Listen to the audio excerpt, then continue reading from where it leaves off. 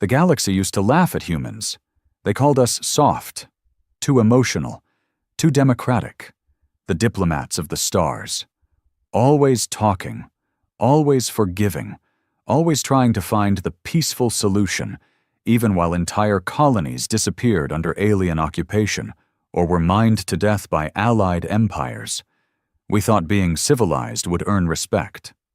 All it earned was chains. They started slow. The Koran Empire took Luna's outer trade lanes for security. The Zir Collective peacefully advised Earth to reduce space traffic for the sake of interstellar ecology. Treaties, meetings, smiles hiding sharpened teeth. All while Earth bled. We let it happen.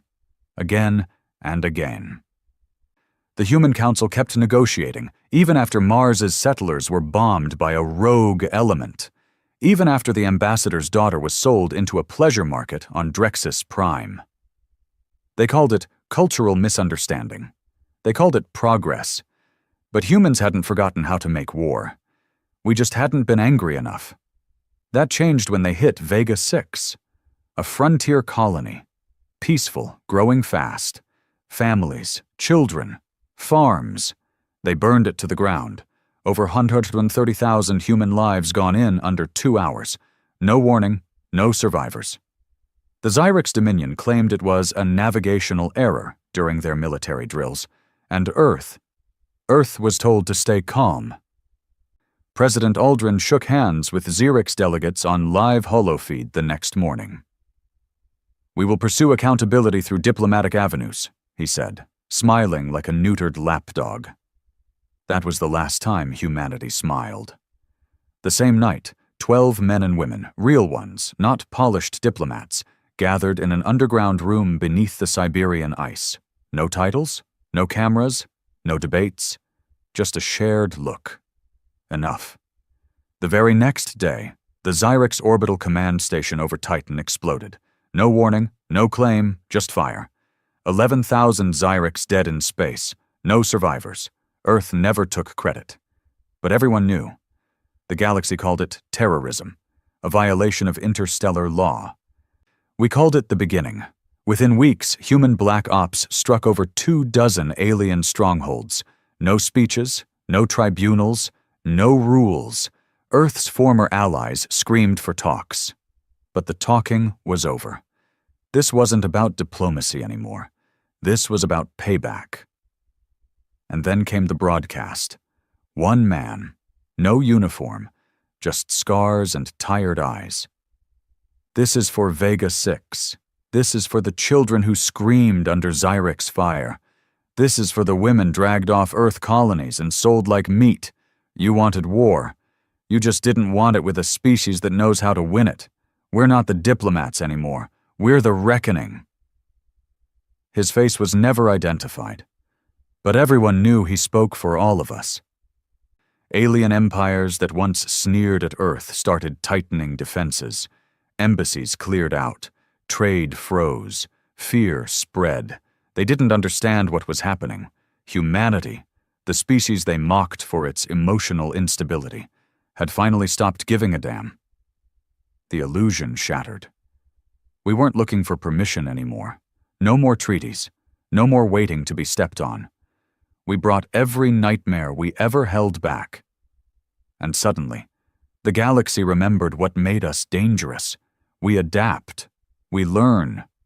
And when pushed too far, we burn the whole system down. The Zyrex didn't wait long. Barely a week after the Titan blast, they launched what they called Operation Silence. It wasn't just a response. It was a message. An extermination run designed to make an example of Earth.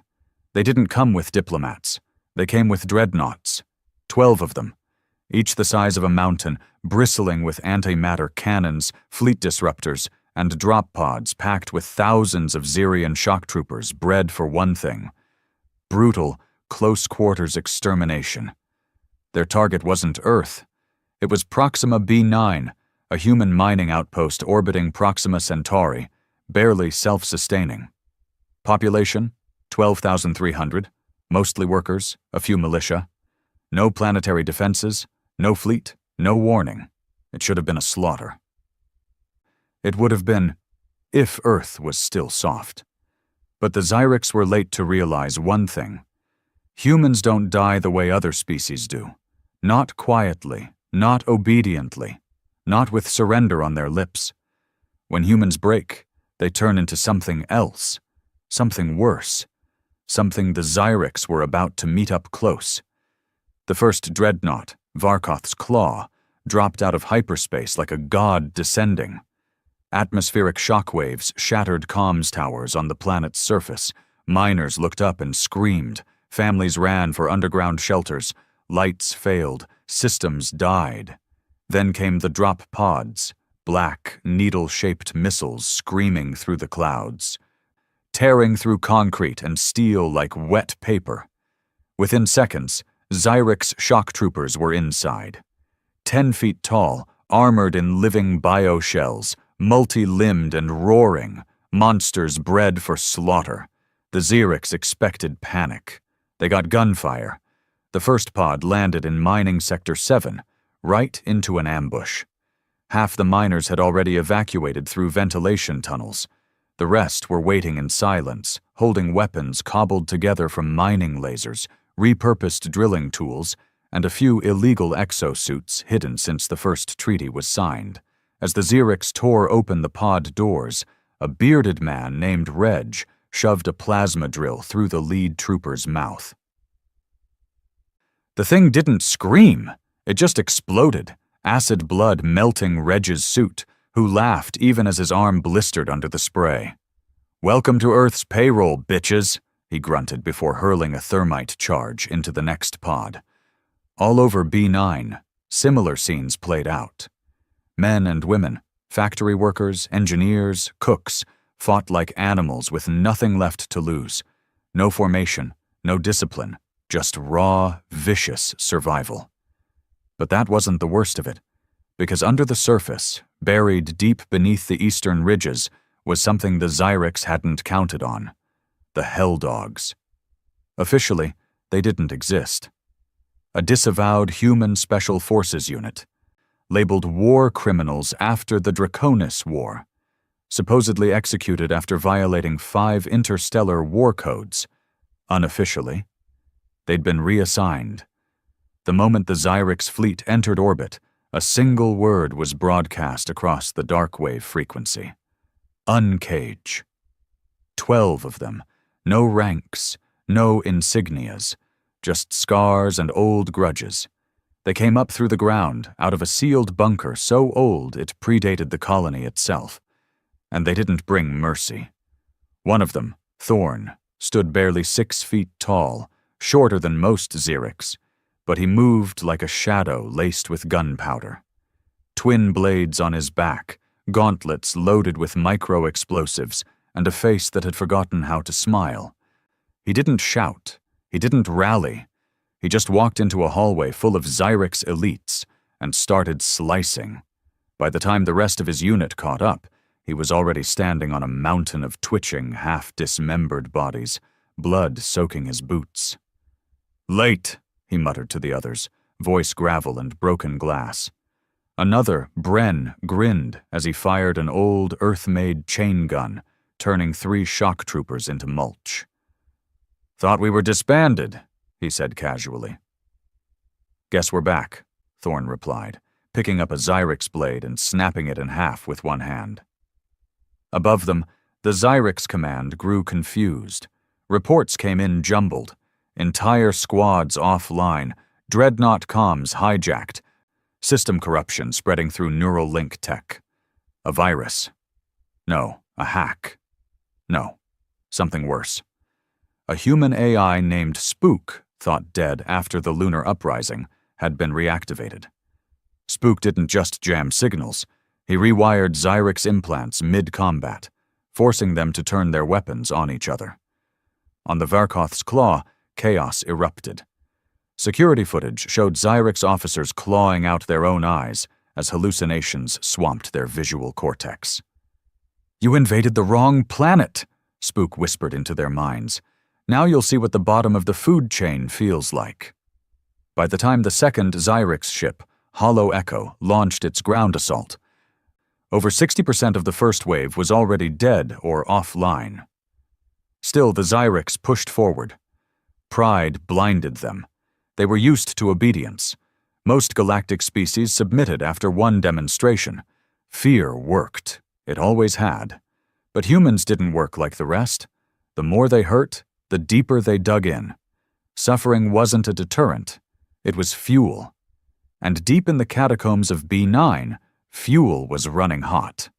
In one sector, a father named Marek, wife killed in the first wave, daughter missing, wired himself into a mech suit designed for ore hauling. It wasn't meant for combat. No armor, no weapons. Didn't matter. He stomped into a squad of Zyrex troopers and crushed them against a reactor wall, ignoring the acid melting through his cockpit. When the last one twitched under his foot, he looked straight into a live drone feed and spat blood into the camera. "Tell your Empire," he growled. "We're just getting warmed up." The video went viral within 2 hours across underground galactic networks. By the end of day 1, 5 dreadnoughts had suffered critical failures.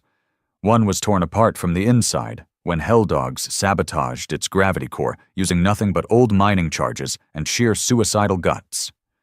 Another suffered complete systems collapse when a 14-year-old hacker girl named Rena breached their central AI using a bootleg Earth console.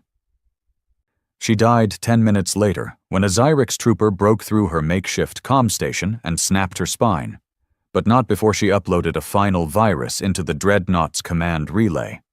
Her last message read, "We asked nicely. You didn't listen, so now we're doing this our way."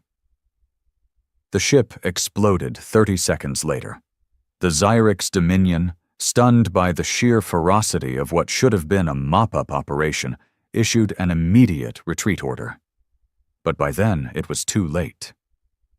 Human ships, previously grounded due to treaty compliance, burst from underground silos hidden across the Proxima Belt. Fighters, bombers, salvaged tech from every war Earth had ever fought and lost. Led by a black cruiser with no markings, it didn't broadcast ID. It didn't respond to hails. It just locked onto the Zyrex flagship and fired. One shot. One beam of white-hot plasma.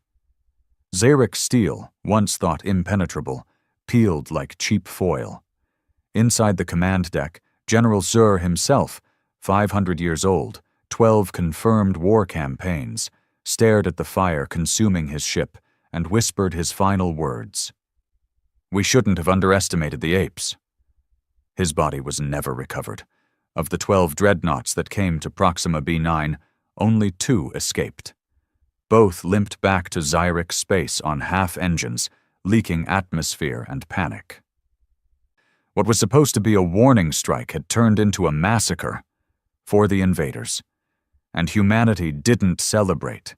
There were no parades, no victory speeches, only names of the dead etched into steel walls, whispered over open channels. Rena, Reg, Marek, hundreds more, each name a reason, each death another layer stripped from the last shreds of diplomacy Earth had left. They'd pushed Earth too far, and now Earth was pushing back. Every human colony received the same transmission the next morning. Effective immediately, Earth is no longer part of the galactic conquered. We are no longer bound by its laws. We are not seeking war. We are ending it. You invade our homes again, and you won't find civilians. You'll find monsters. Yours faithfully, the species that tried to be civilized. The stars over Earth ran red that month. Every colony, every black site, every ex-military station long buried by bureaucracy and false treaties was awake again.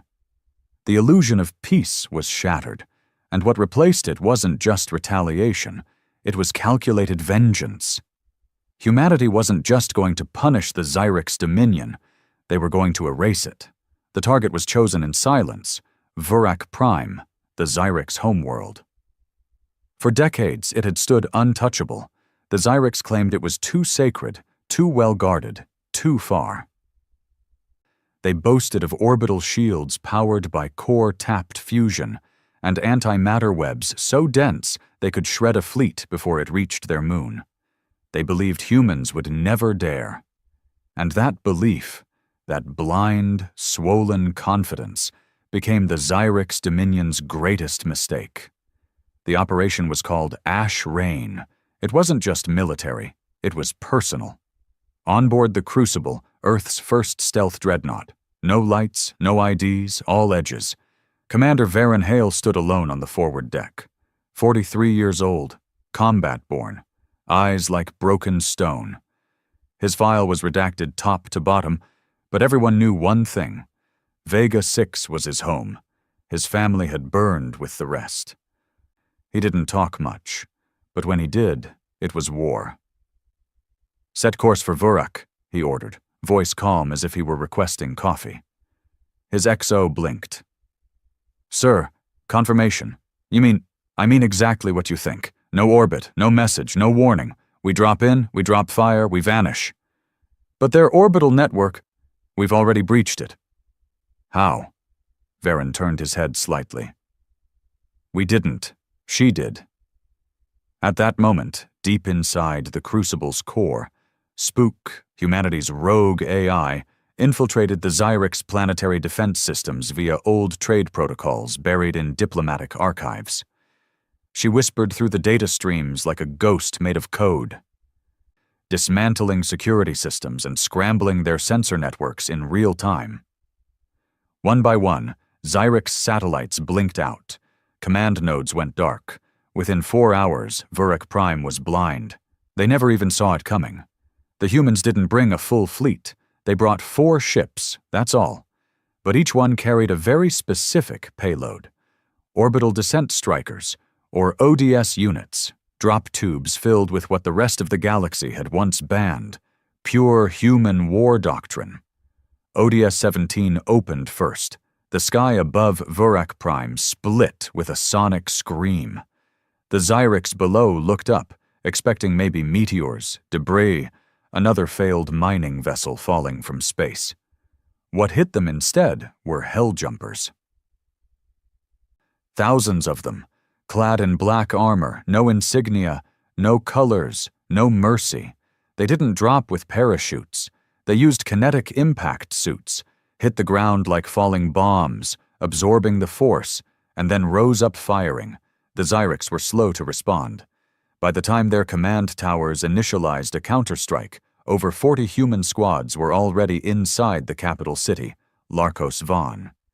Every human carried nano-mapped targets, political centers, military leaders, breeding sanctuaries, food supply chains. It wasn't war. It was surgical annihilation. Commander Hale deployed with Unit 12, personally leading the strike on the Xyrix High Assembly Dome. For centuries, the Xyrix elite had governed from behind translucent gold walls, claiming moral superiority while sending fleets to manage lesser species. Hale didn't bother with explosives. He walked through the front gate after his team disabled the dome's security grid from underneath. 12 Xyrix high commanders stood inside, surrounded by drones and guards. They didn't flee. They believed humans still followed the Concord's laws. They believed wrong. One Xyrix stepped forward, voice crackling in the translator embedded in its thorax. "You breach sacred ground. This is genocide." Hale stared. "No," he said. "This is justice." Then he raised his sidearm. An old Earth 45, forged before the first galactic treaty, and shot the Xyrix through both eye stalks. The others died within seconds, their shrieks echoing through the golden dome like church bells collapsing. Outside, human forces unleashed chaos. Hospitals, used for harvesting organs from captured colonists, were bombed with surgical strikes. Slave pens buried beneath research institutes were exposed, released, and turned into recruitment points. Half-bred human Xyrix experiments joined the revolt, tearing apart their creators in blood rage. A former slave, a man known only as Roke, his vocal cords long burned out, personally led the charge into Vurek's energy grid. He didn't need orders. He didn't need forgiveness. He just wanted fire. In orbit, the Crucible waited. Spook monitored everything from orbit, not just tactics, but morale, every squad's vitals, every biofeed. She whispered encouragement into their helmets, replaying footage from Vega 6, from Proxima B9, from massacres no one else wanted to remember. "Don't stop now," she said into their heads. "Make them remember every name." And they did. By hour 12, Vurek Prime's capital had fallen. By hour 15, the planetary communication array was offline. By hour 18, the entire Xyrix military complex was reduced to dust. And by hour 24, Earth made its statement. A final transmission. Broadcast from orbit to every Xyrix outpost and ally system. "You wanted to know how far humans can go. You wanted to test our breaking point. You wanted monsters. You've got them now." Then, the last orbital weapon was launched, not to destroy, but to engrave. A kinetic satellite, fitted with ion chisels, burned a message into the crust of Vurek's northern continent. Thousands of kilometers wide, visible from orbit, even from other star systems. Enough! The Xyrix were finished, not extinct, not yet, but broken, scattered, humiliated. Their fleets retreated to the edge of their space, refusing to send reinforcements, fearing what humanity would unleash next. Other galactic powers began to panic. If humans could do this to the Xyrix, what would stop them from going further? Diplomatic channels lit up, offers, apologies, treaties rewritten overnight, trade routes rerouted in a matter of hours.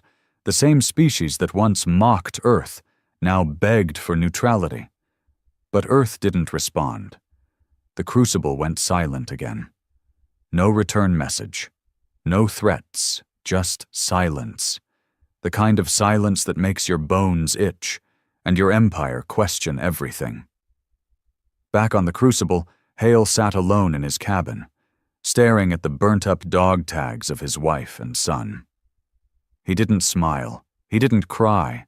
He just whispered, "We're not done yet." Because deep down, every human knew the Xyrix weren't the only ones who had taken too much for too long. Other empires had watched, some had helped, and some had done worse. Now they'd all learned the same lesson. Humanity tried to be peaceful. They tried to be fair. They tried to play by the rules. But now we play to win. In the center of the galaxy, where no star dares outshine politics, floats Elaris, the seat of the Galactic Council, an artificial planet, hand-forged by the first 10 species to form the Conquered. It was once the beacon of law, order, and unity, a hollow ball of marble, platinum, and arrogance, wrapped in defensive rings and smug ideology. They called it the voice of the galaxy. To Earth, it was just the place that watched them burn, and now it was the next target. The aftermath of the Xyrix massacre shook the Conquered to its rotten core. Holoscreen broadcasts showed images of Vurek Prime's shattered cities. The orbital engraving, Enough, had been captured in 4K across 16 planets. Humanity had done what no one thought possible. It had ignored the Council. And won. Panic flooded the diplomatic circuits. Emergency meetings were called, statements drafted, threats issued, sanctions promised. But all of it fell flat. Earth didn't respond. And worse, humans didn't slow down. Within 6 days, they'd hit 3 more Xyrix colonies, destroyed 2 slave trade outposts run by neutral races, and openly executed 5 known Council collaborators. And they broadcast it all. No filters, no translation sanitizers. Raw, brutal footage uploaded to the Council net and jammed into every station. The most watched video in galactic history was a clip of Commander Hale standing in the ruins of a Council-backed trade depot, blood on his hands and fire behind his eyes. He said 4 words: "You let this happen." Inside the heart of Alaris, the council convened behind sealed doors. 12 species, 12 voices, no humans, not anymore. Earth's seat had been empty for weeks, its flag ripped down after Proxima B9. Now they spoke of humans like they were a disease. "We must stop them," hissed Chanal, the insectoid chancellor from the Arax hive, "before they bring the entire galactic order to ruin." "Diplomacy has failed," droned Exultar, representing the Trin coalition. "Earth is now a rogue species, unstable, dangerous."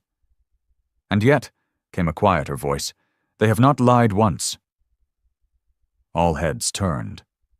The speaker was Valor, an ancient representative of the Olin Syndicate, a race known for staying neutral in all things. "They do not distort facts.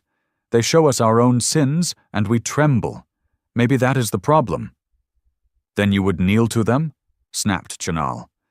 Valor's eyes glowed. "I would rather kneel to truth than stand beside cowards who trade in flesh." The chamber fell silent. For the first time in centuries, the Galactic Council fractured, not from military pressure, but from moral collapse. The mask of superiority was slipping. The galaxy was watching, and what they saw was not justice, it was fear, and fear was flammable. Meanwhile, in deep black space beyond Alaris, the Hell Dogs regrouped. The Crucible floated dead, no lights, just cold steel and breathless waiting. On board, Commander Hale walked through a quiet deck. Around him, his team loaded supplies, cleaned weapons, and ignored the question everyone was thinking. "Are we really going after the Council?" He stopped in front of a map projected onto a bulkhead. Alaris in the center, Council defense nodes blinking in tight concentric rings. There were over 200 planetary-class defense turrets, 12 dedicated dreadnought fleets, and an orbital AI network called Oculus that could predict fleet movements minutes in advance. Suicide. Unless— "Spook," Hale said. Her voice answered from every wall, soft and sharp at once. "I'm listening. Can you blind the Oculus?" A pause. Then, "Yes." "How long?" 17 minutes. After that, we'll be visible to everything within 5 light years.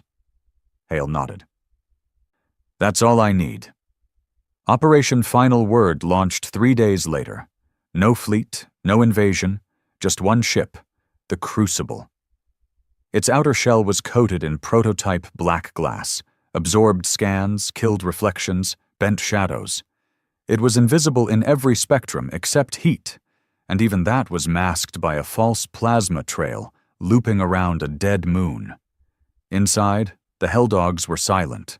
No jokes, no bravado, just gear checks and final messages sent. Some wrote letters. Others recorded short videos, encrypted and set to auto-upload if they didn't return. Not one of them expected to come back. They weren't trying to survive. They were trying to make the galaxy feel them. The Crucible dropped out of stealth just inside Alaris's second defense ring. The Council's sensors blinked in confusion for 3 seconds. Then alarms erupted across the station.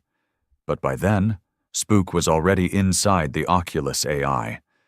"Hello again," she whispered through every system. "Let's play blindfold."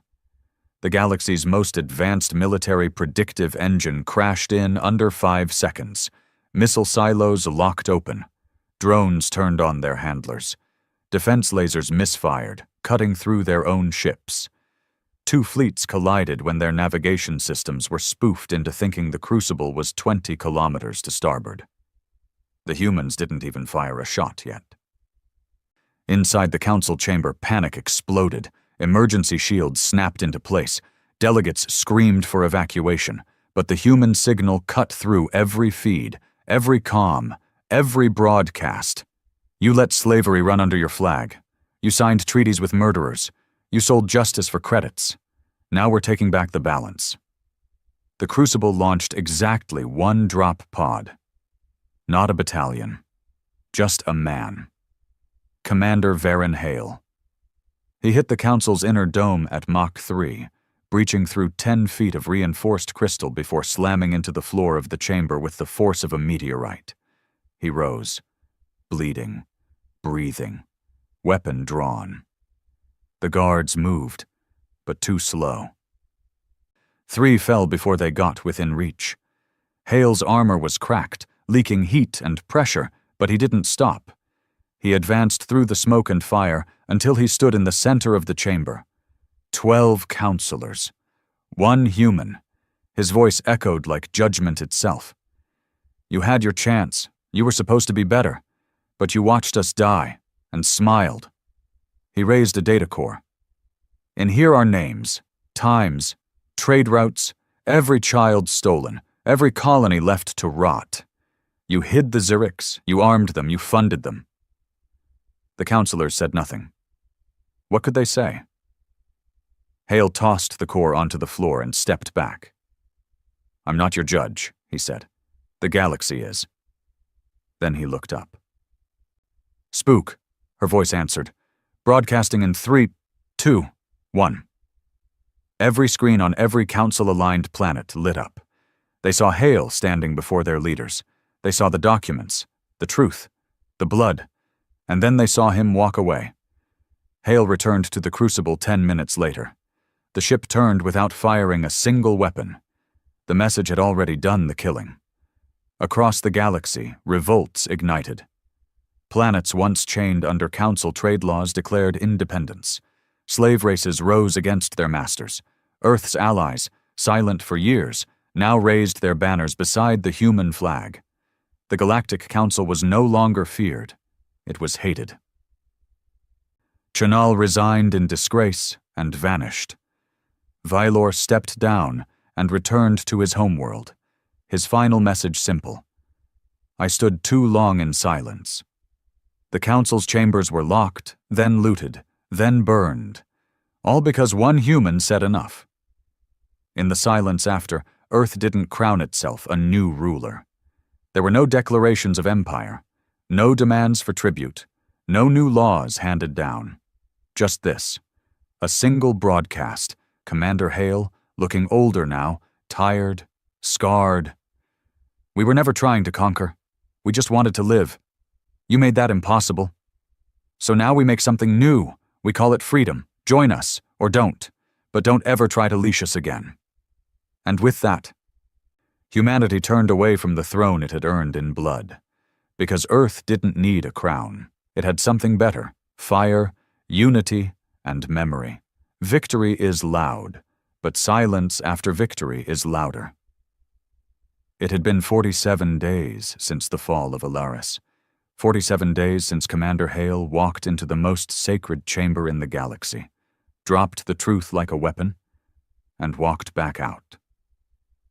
And in those 47 days, the galaxy spun differently. The Galactic Council was no more. Its flags were torn down on over 200 planets. The gold rings that once orbited Alaris, symbols of interstellar unity, were now nothing more than floating wreckage, slowly burning in atmospheric decay. The conquered collapsed overnight, like a dam with no foundation. Treaties vanished. Trade routes dried up. Peacekeeping fleets either defected or disbanded. Planets that had been ruled by council-backed governors for centuries suddenly had no law, no order, and no protection. Chaos followed. And in the heart of it all was Earth. In orbit over Earth's reconstructed military station, Vanguard Point, Commander Varen Hale stood looking down at the blue planet beneath him. The world he had killed for, the world he had burned empires for. He should have felt something. Pride, closure, relief. But instead, he felt tired. His armor was sealed in a cryo case. His sidearm, the same 45 that killed the Zyrich's High Chancellor, was now a museum piece. People asked him to speak. Schools quoted him. Some called him the savior of the species. He hated it. He hadn't saved anything. He just made sure others paid for what they did. And now he was being asked to build something from the ashes. Earth's new civilian government, the Global Reconstruction Assembly, had offered him a seat, not as a soldier, as a leader. He'd refused 3 times. Now they were sending her. She entered the room without knocking. Tall, sharpened, clean-cut uniform. Her name was Admiral Tessa Varn, the only person Hale had ever trusted to give him an order without getting punched in the face. She didn't smile. "Still brooding?" she asked. Hale didn't turn. "I preferred war. It was simpler." "Yeah, nothing complicated about blowing up galactic superpowers." He finally glanced at her. "What do they want now?" "They want you on the council." "I burned the last one down." "This one's ours." He didn't respond. Tessa sighed and stepped beside him, her voice dropping lower. "The colonies are starving, Hale. Half the planets that broke free don't even have food logistics. The outer belts are fighting over water." "You didn't just kill empires. You killed the infrastructure that kept 1,000 worlds from collapsing."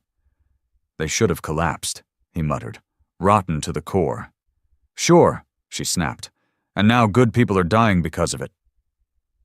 Silence. She looked at him. "Don't let the fire be the only thing we're remembered for." An emergency signal crackled through the comms a day later. One of Earth's newest allies, the Varn Dominion, a small aquatic species that had publicly supported Earth after the Council's fall, was under siege. Not from an enemy, from pirates. Former Council ships turned mercenary, no flags, no rules, just raiders with nothing left to lose. And they were hunting Earth's allies for revenge. Hale didn't hesitate. He boarded the Crucible again, this time not as a ghost ship of vengeance, but as a banner of protection. With him were remnants of the Hell Dogs, volunteer fleets from Earth's colonies, and a newly reformed Human Defensive Accord. They arrived at Kel Trass, the Varn homeworld, just as the first pirate dreadnought broke atmosphere. The battle was short, brutal, no mercy, no prisoners. But this time the footage was different. Not blood, not fire, but saves.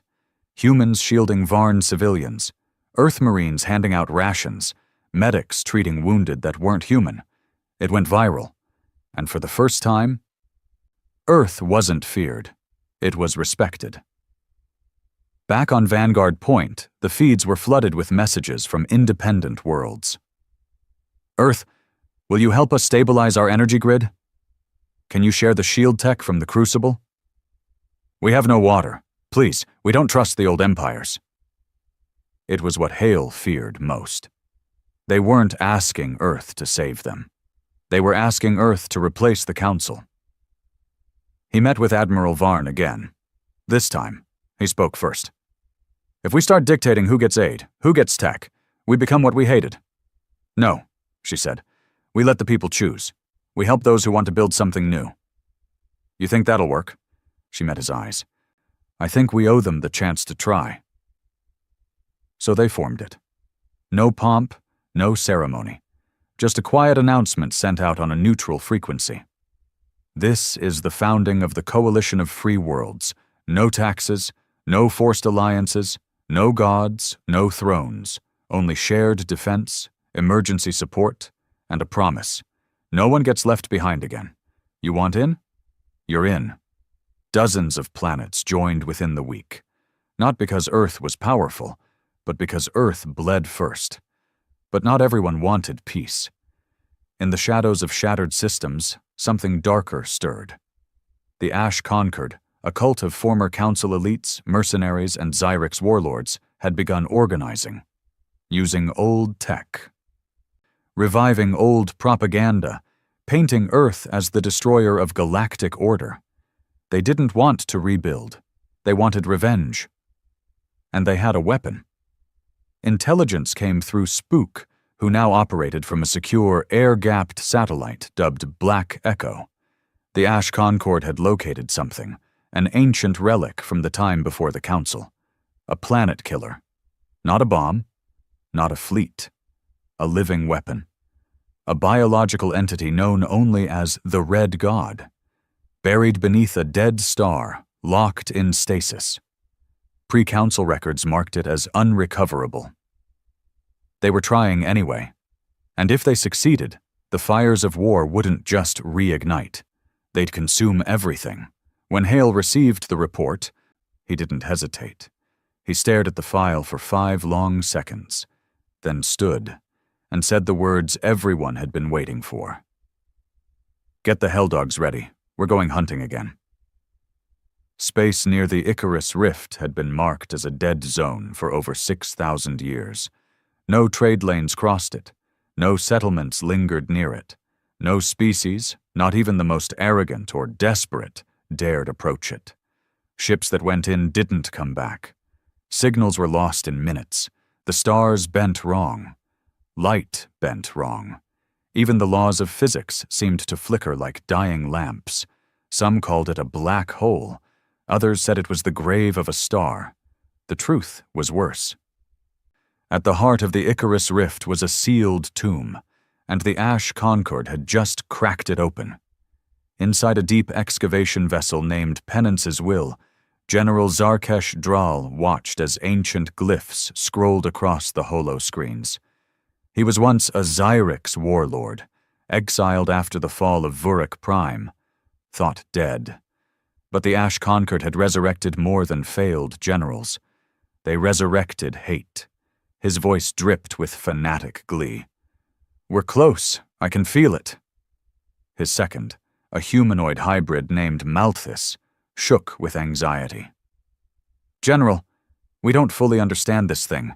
The Council buried the records for a reason." Zarkesh didn't blink. They buried it because they feared it. And what they feared, we shall unleash. Malthus looked toward the dig site, a crater torn into a lifeless moon orbiting the rift.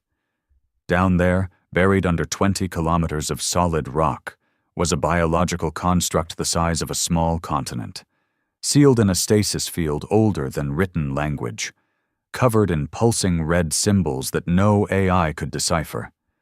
They called it the Red God. No one knew its real name. No one wanted to. But Earth found out, because Spook found the signal. It was faint, a pulse buried in a forgotten relay satellite near the outer fringe. Ancient code, alien syntax. But the rhythm was unmistakable. It was a heartbeat, and it was getting stronger. On board the Crucible, Commander Hale stood in the dark war room, the signal playing on repeat. Around him were the last remaining Helldogs, older now, scarred, fewer in number, men and women with nothing left to lose. "Red God," Hale muttered. "What the hell are we dealing with?" Spook answered from the console, her voice colder than usual. "I've run simulations, cross-referenced council archives. Whatever it is, it's not a god." "Then what is it?" "A mistake. Thousands of years ago, before the Concord, the oldest species in the galaxy tried to build the perfect weapon, a biological construct capable of rewriting DNA on contact, adapting to any environment, consuming entire worlds. Not a machine, not a ship, a living extinction. It couldn't be controlled. So they buried it, sealed it in a stasis field powered by dying stars. They erased their own history to hide the shame. And now, the Ash Concord wanted to use it against humanity. Earth had no time. The moment Spook confirmed the coordinates, Hale made his move. A strike team, only 20, the best. Helldogs, Varn Marines. One ex-convict engineer named Rael, who'd once survived 12 minutes inside a bioweapon vault without a suit. They called him the Immune. His price for joining? "Just let me kill it," he said. The mission was codenamed Tombbreaker. They dropped into the rift under full stealth, riding silent pulse torpedoes through gravity distortions that would have torn most vessels apart. No comms, no support, just dark, angry men and women with war in their veins. The dig site was already a battlefield. The Ash Concord had armies of drones, mercenaries, gene-bred brutes with skin like steel. And worse, Some of the early biomass had begun to wake. Crawling things, melting things, creatures that screamed in every voice they'd ever consumed. The Helldogs hit the ground, running. First Squad breached the outer perimeter using kinetic pulse mines, blowing open the defensive wall and flooding in behind clouds of nanoshards that stripped armor on contact. Rael led the push underground. "I smell rot," he muttered, not even wearing a mask. They moved through tunnels carved by the Concord's drills, winding corridors slick with red bio-slime. Walls twitched, air pulsed. The deeper they went, the less the place felt like a moon, and more like a womb. Then they saw it. The chamber, half a mile wide, lit by the glow of the stasis field. In the center, suspended like a fetus in red amniotic fluid, was it? The Red God.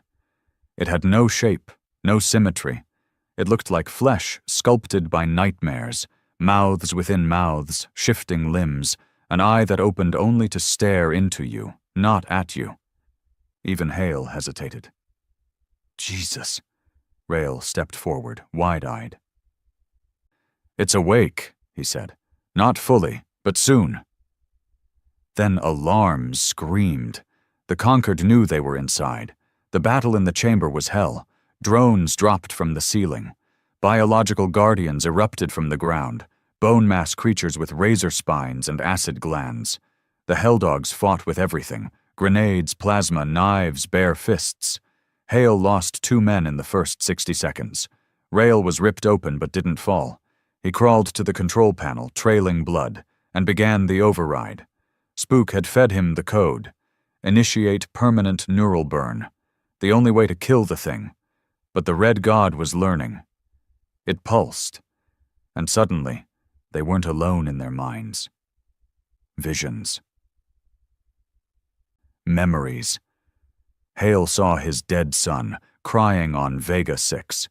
Rael saw the vault again, saw his skin peeling off, heard his sister screaming. Another soldier turned his weapon on himself and fired before Hale could stop him. The Red God wasn't just alive, it was invading. Rael screamed, slammed the override. "Now!" The stasis field shimmered, sparked. Hale grabbed Rael's body, already convulsing, and dragged him back toward the exit as the entire chamber began to collapse. Behind them, the Red God roared, not sound, but something deeper. Something inside the blood. They made it out. Barely. 3 survivors. Hale. Rael, burned, but breathing. And Spook, who had downloaded herself into a mobile unit to assist them inside. They detonated the chamber. A quantum implosion device. The entire dig site folded into itself in an instant, sucking the chamber into nothingness. But it wasn't a clean win. Back on the crucible, Rael lay in cryo. His body was infected, not visibly, but inside his cells were changing, slowly, quietly. Spook ran the scans. "He's mutating," she whispered. Hale stared. "Is he a threat?" "No, not yet. But he's the only one who's been that close and lived." A decision had to be made. Earth wanted to quarantine him. The Coalition wanted to study him. But Hale? He visited Rael's pod alone. Looked down at the scarred face of a man who'd walked into hell to stop a god, and said, "You bought us time. I won't let them dissect you for it." He signed the order himself. Full isolation. No testing. No execution. Rael was placed in a cryovault beneath Vanguard Point, locked behind 6 layers of clearance, and left to sleep. For now. But Hale knew what others refused to say out loud. The Red God wasn't destroyed. It was interrupted. And whatever it was, it had tasted human minds. It would remember. 2 months passed since the incident in the Icarus Rift. The galaxy called it a victory. They celebrated like it was over. And in that space between silence and complacency, something began to rot. The coalition of free worlds expanded faster than anyone predicted. In just 60 days, it absorbed 47 systems. Not conquered. Welcomed. Planets that once feared Earth now begged to join its banner. Ex-Council colonies surrendered their fleets to avoid reprisals. Trade routes reopened under human protection. Pirates either pledged fealty or vanished.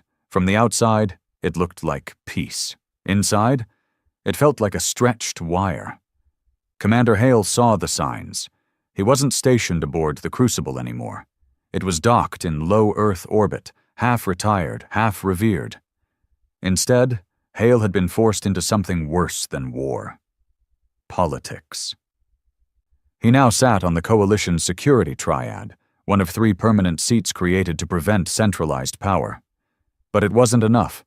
The Coalition was still fracturing, not from outside threats, but inside agendas. It began with the Dren Pact, a minor system of 3 gas giants and 1 rocky outpost. They'd pledged loyalty to the Coalition, but refused to dismantle their old Council-built genetics labs. Labs infamous for bio-cloning, gene harvesting, and hybrid experimentation. The Coalition voted for sanctions. The Dren refused. 2 days later, one of their moons exploded. The Dren claimed sabotage. They pointed the finger at Earth. Leaked footage showed human commandos near their outer defense grid just hours before the blast. Hale denied it. But in private, he wasn't sure. He met Admiral Tessa Varn on a quiet balcony above New Geneva, Earth's rebuilt capital. Below them, lights blinked across the dark steel skyline, and the air smelled clean for the first time in decades. "You think it was us?" Tessa asked. Hale didn't answer right away, just stared at the stars. "If it was, no one told me." She studied him. "That used to mean something." "It doesn't anymore," he said. "Not with how fast this thing's growing. There are too many hands on the trigger." Tessa leaned on the railing. "The fire we lit, it's burning out of control." The Dren situation escalated. Within a week, 5 of their satellites were down. Their ambassador was found dead, officially a suicide. Unofficially? Blunt force trauma, human fingerprints on the wounds. Publicly, the Coalition mourned. Privately, the gears turned, sanctions tightened. Military observers were deployed to Dren airspace. Their tech hubs were forcibly shut down. What wasn't confiscated was deleted. It wasn't peacekeeping. It was pacification. And Hale watched it all unfold, helpless. Meanwhile, buried beneath Vanguard Point, Ryle still slept, the man who faced the Red God. His cryopod was sealed in the Black Vault, accessible only by triple code clearance.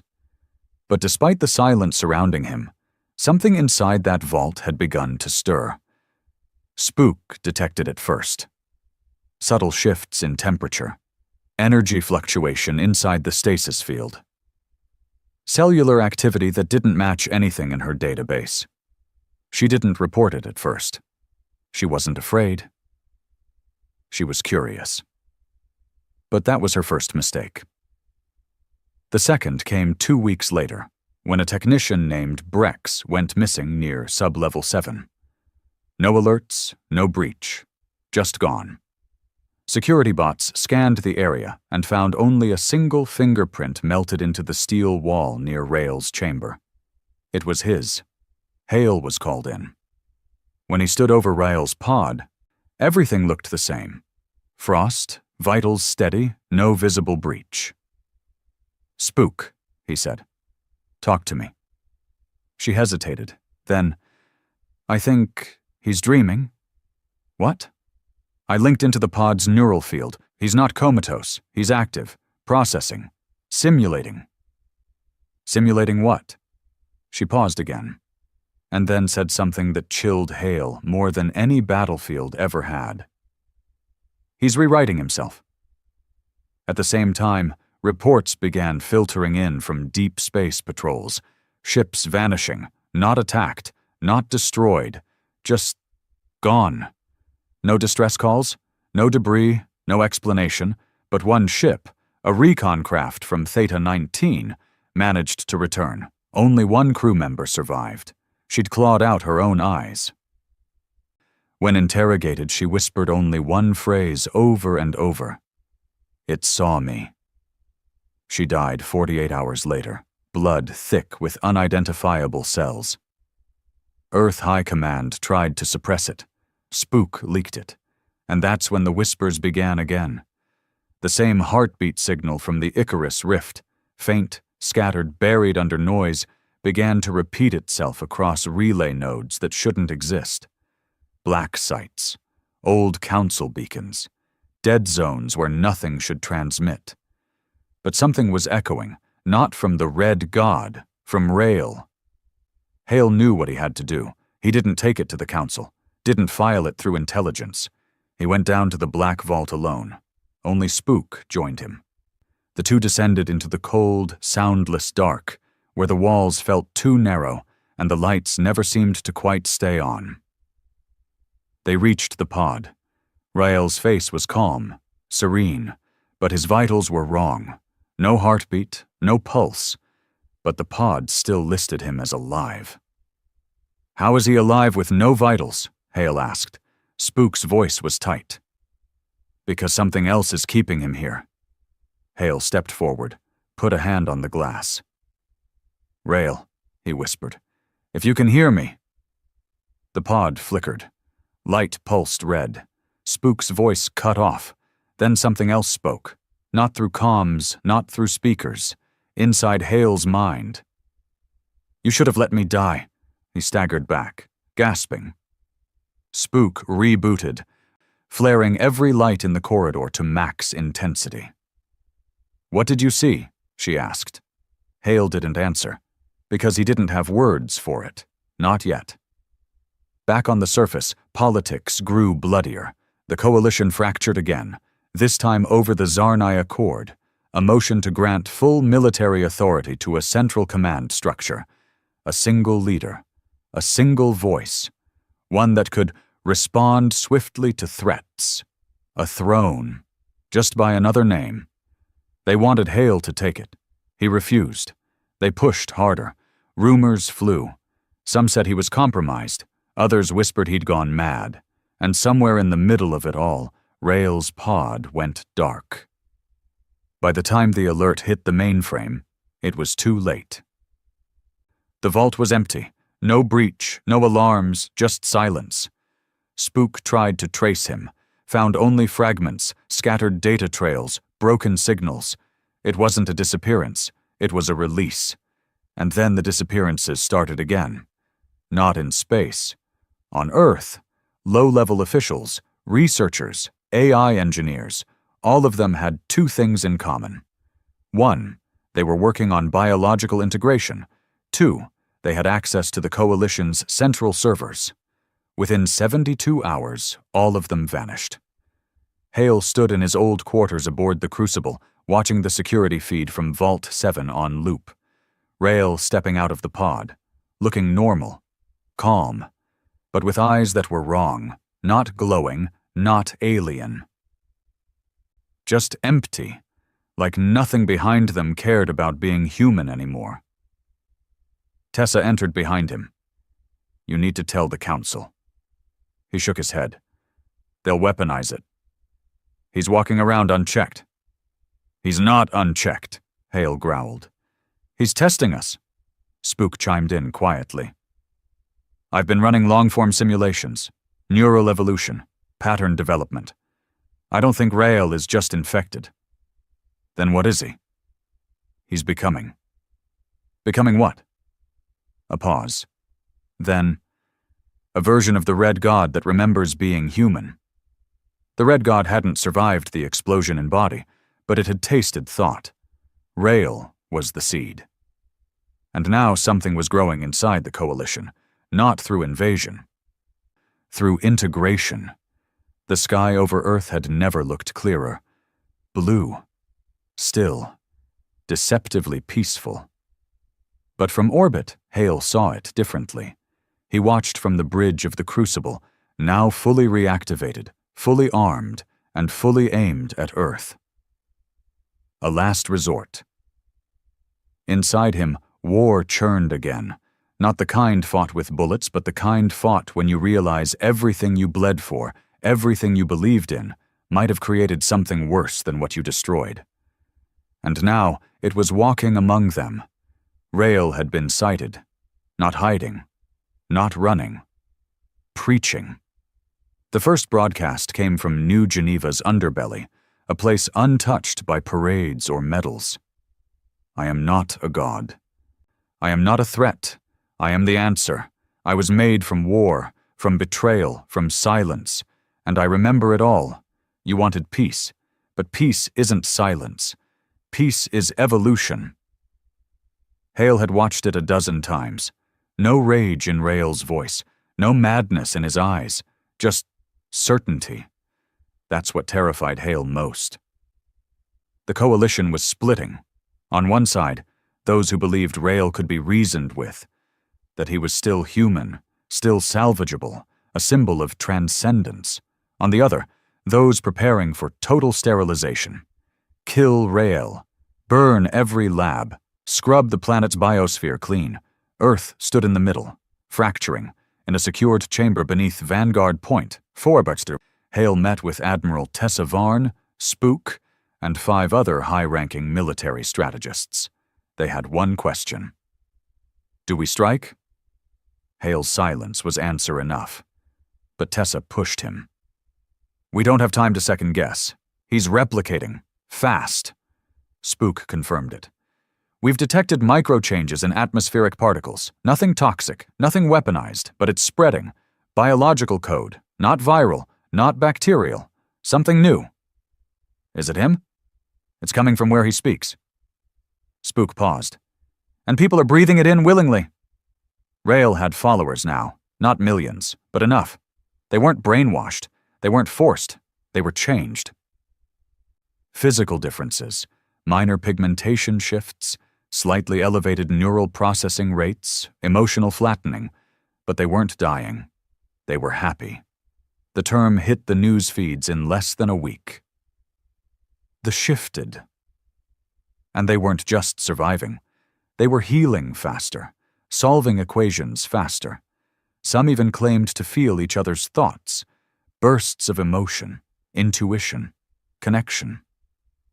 For the first time in centuries, there was no crime in districts Rael had spoken in. It was peace, unnatural, imperfect, but undeniable. Then came the second broadcast. Rael, now standing at the ruins of the old council chamber on Ilaris. I was born in a vault. I was burned by gods. And I came back not to rule, but to offer what they never gave you, a future. Hale sat in his quarters, listening on repeat, watching how the man who once screamed in pain inside a red god chamber now spoke like a prophet, not glowing, not monstrous, human, too human. Spook appeared behind him, her hologram flickering with static, emotionless as always. He's inviting you, she said. Hale didn't look at her. How do you know? I've seen the code in his speech. He's weaving neural patterns into his words. Triggers, suggestions. But there's one strand he uses only when saying your name. And what does it say? He still trusts you. The meeting was unarmed, by Rael's request. Hale arrived alone. No escort, no armor, just a sidearm hidden in his jacket and a promise to himself. If this goes wrong, he would end it himself. Rael was waiting in the open field where Vega 6 survivors had once gathered for relief.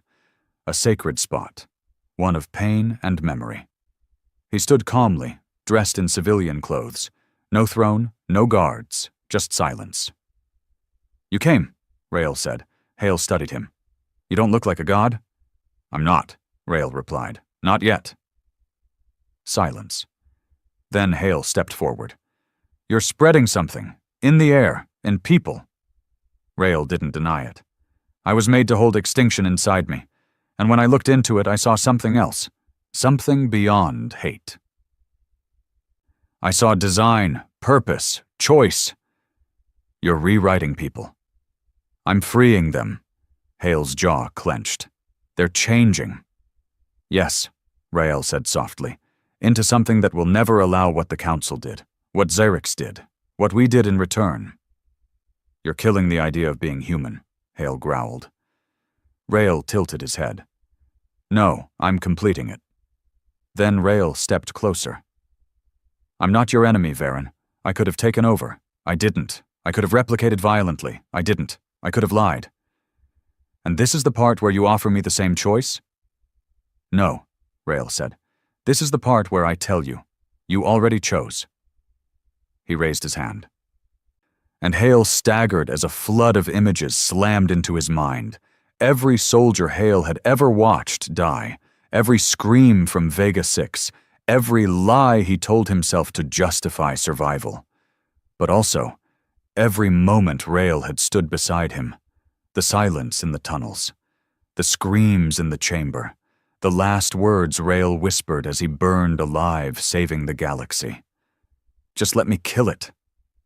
And Hale realized, Rael did. But the cost was becoming it. And what had come back wasn't evil, just too evolved for the world it returned to. Back on the Crucible, Spook locked onto Hale's vital signs. Heart rate rising, brain activity spiking. No, she whispered. She activated emergency override. On the ground, Rael stepped back. I gave you a piece of it, he said. Not infection, just insight. If you still want to kill me after seeing all that, do it. He spread his arms, vulnerable, open. And for the first time in his life, Hale's hands shook holding a gun. He could pull the trigger. End it. The world would cheer. The threat would die with Rael's last breath. But so would the chance to become something more. To move beyond pain, beyond fear, beyond vengeance, to become what humanity had always reached for, but never earned, evolution without erasure. Hale lowered the gun. You have one chance, he said. Rael nodded.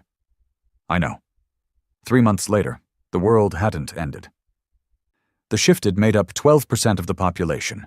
They didn't demand power. They didn't build armies.